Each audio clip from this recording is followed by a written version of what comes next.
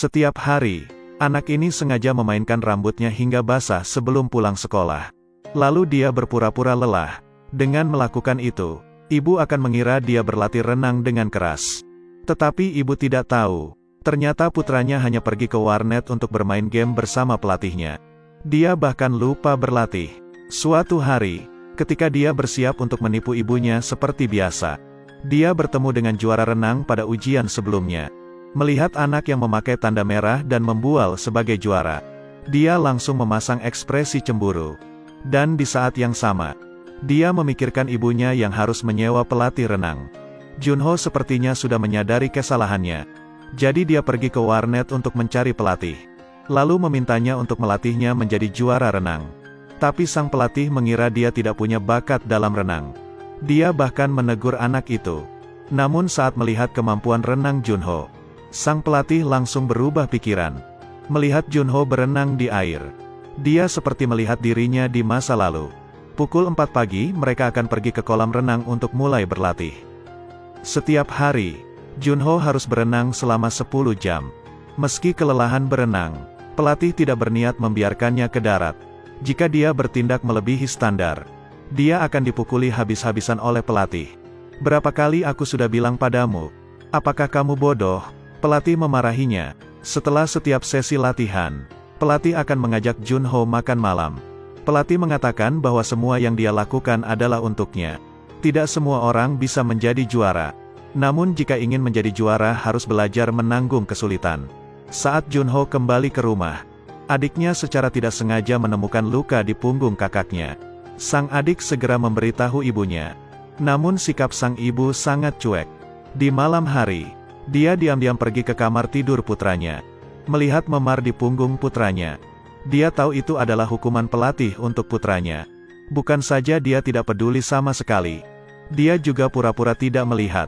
Ketidaktahuan sang ibu jugalah yang membuat pelatih leluasa. Dia terus menggunakan kekerasan ketika latihan. Setelah selesai berlatih, dia kembali dipukul oleh pelatih. Pelatih tidak berhenti sampai tongkat itu patah menjadi 2. Namun dalam situasi ini, Junho tidak mengeluh. Selama periode ini, setiap hari Junho tertidur selama kelas. Sepulang sekolah dia pergi ke kolam renang untuk berlatih. Meski kemampuan renangnya meningkat, ia merasa sangat putus asa. Hari ini saat latihan, Ria melintasi jalur renang lain.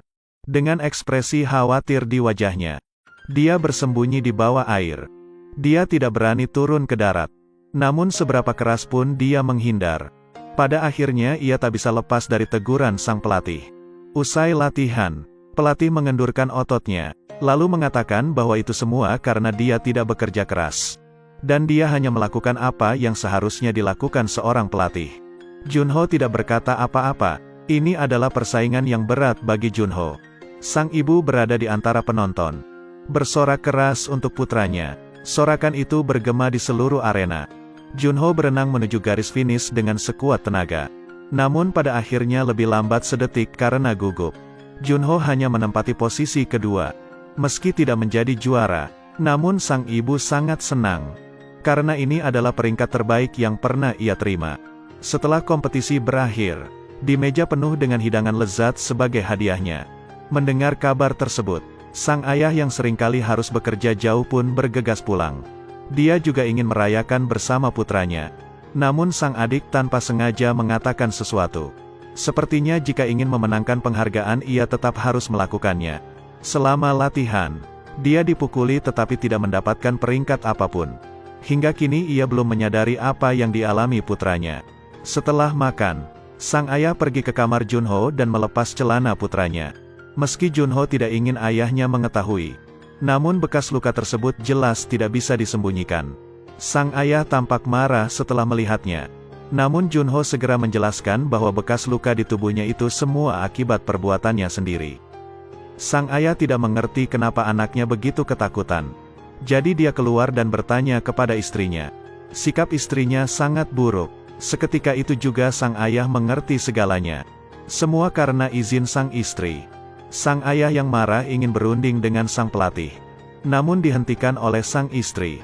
Karena di dalam hatinya, selama sang anak bisa mendapat ranking yang lebih baik, meski setiap hari dimarahi oleh sang pelatih, Dia juga berpikir anaknya harus dilatih seperti itu.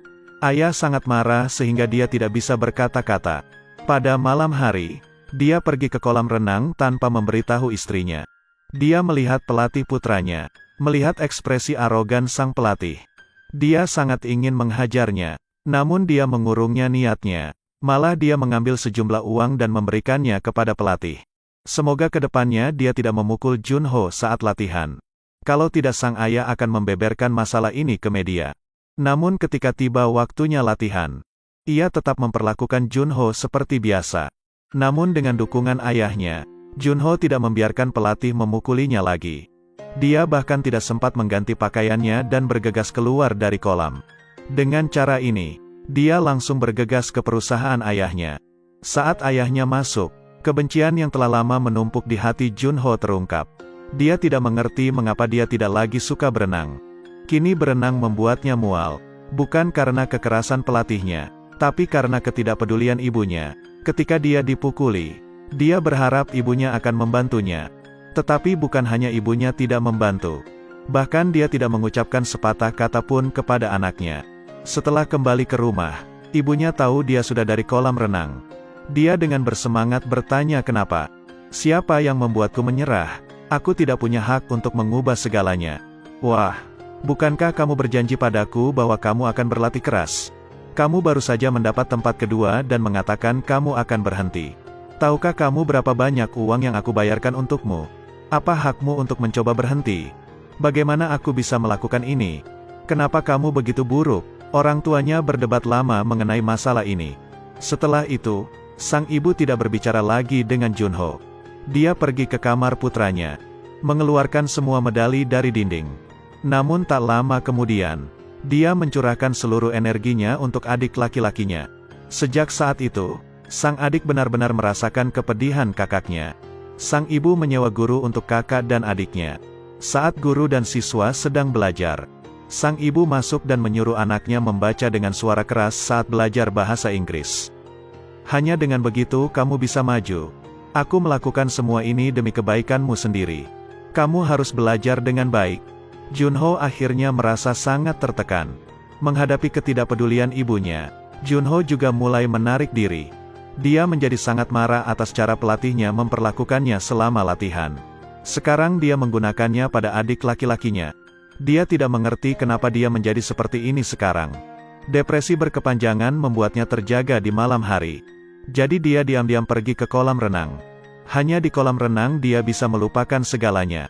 Kembali ke diri aslinya. Dia merasa lega. Secara kebetulan, seorang satpam yang bertugas menemukannya. Jadi dia menelepon ibunya. Junho menatap ibunya di dalam mobil. Dia merasa tidak berdaya lagi dan memberitahu ibunya.